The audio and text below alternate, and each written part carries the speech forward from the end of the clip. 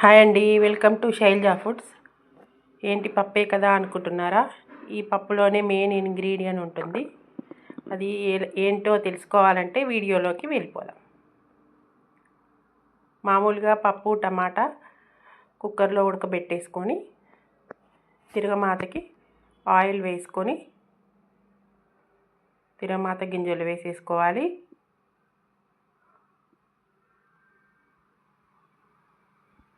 ఈ ఇంగ్రీడియంట్ పాతదేనండి, కొత్తది కాదు. నేనేం కొత్తగా చెప్పట్లేదు. పూర్వం నాయనమ్మలు అమ్మమ్మలు వాడేవాళ్ళు ఎక్కువ.